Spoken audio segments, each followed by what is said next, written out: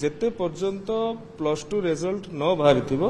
सेते पर्यंत आमे ताहाको एक्सटेंशन करिवु आ रिजल्ट बाहरिबार 10 दिन परे सेमानंकर मार्कशीट सेमाने अपलोड करिवे जो साम्स पोर्टल अछि हमर सेति पई मध्य 10 दिन रो मोहलत दिया जिवो जेते बेले +2 रो रिजल्ट बाहरिबो तेनु ये कोनोसी डेट बाउंड नहे +2 रो रिजल्ट न बाहरी के +3 रो एडमिशन प्रोसेस आरंभ होबा एटा आरंभ ये गोटे दी दिन हला हेना ये 16 एप्रिल रो आरंभ हलानी एवं जो नोटिफिकेशन आमे छाड़ीचु सेतिरे स्वाभाविक भाव रे लेखा हेछि जेते पर्यंत +2 रिजल्ट न बाहरिथिबो सेते पर्यंत आमे ताहाको एक्सटेंशन करिवु आ रिजल्ट बाहरिबार 10 दिन परे सेमानंकर मार्कशीट सेमाने अपलोड करिवे जो साम्स पोर्टल अछि हमर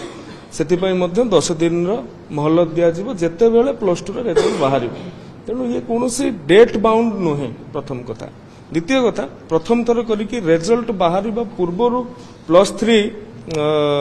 एडमिशन रो व्यवस्था करा जाइछि इति पई गत वर्ष डिसेंबर मासरे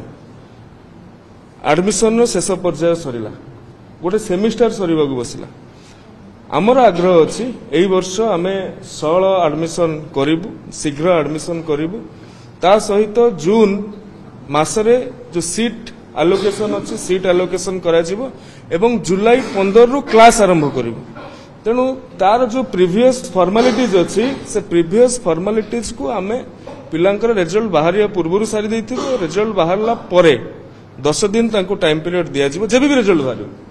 +2 रो 10 दिन टाइम पीरियड दिया जिवो 10 दिन भीतर से माने तांकर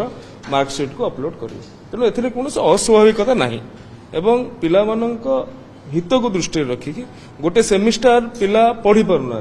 तांकर पळौछि एडमिशन प्रोसेस एंटायर सेमिस्टर पळौछि मु जेमति कहउतली डिसेंबर मास जाय गत वर्ष चलतिला ए वर्ष से कथा हबो नै एवं ए वर्ष भी सरकार